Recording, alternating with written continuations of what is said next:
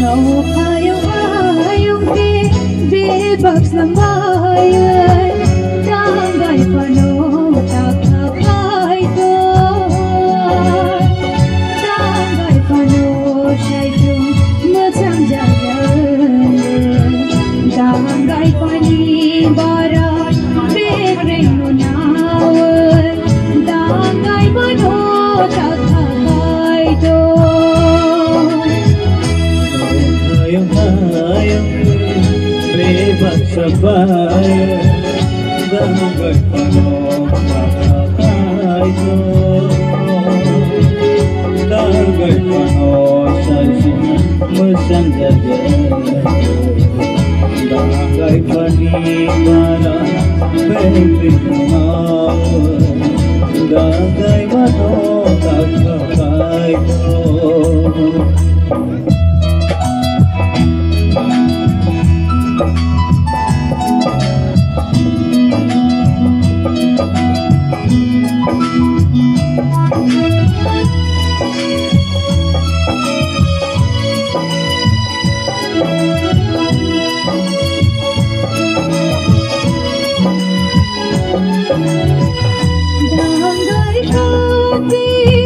Dangay manunayay kahit dorbelay macam dahan Bahan ni bahan, bete ni bete Sisay kalay masang rehan Kahit ka hamaring rehan Kahit ka hamaring rehan Hayong ke bebas lambayan Dangay pano takakay ko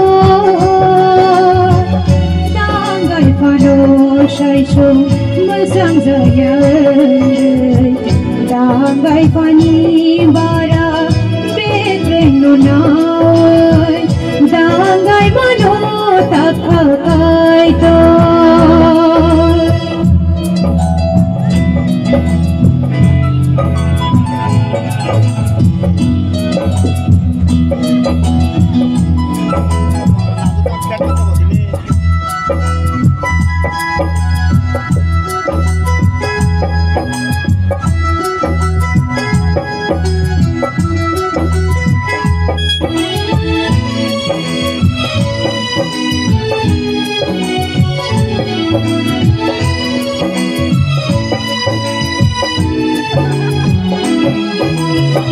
Kahit tornikukay ray daudongay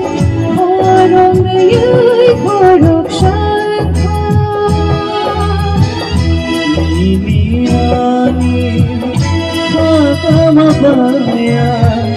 Kahit kasama sa pabansin Kaya sa imang siyang laithan Kaya sa imang siyang laithan Hayong ke bebas lambayan Dangay pano takakay ko Dangay pano siya'y sumasang zayan Dangay panibara begreng nunawan Dangay pano takakay ko Hayong bebas na bayan Dangay pano takakay ko Dangay pano sa'y sumasang zayan Dangay panibara begreng nunawan Dangay pano takakay ko Dangay pano takakay ko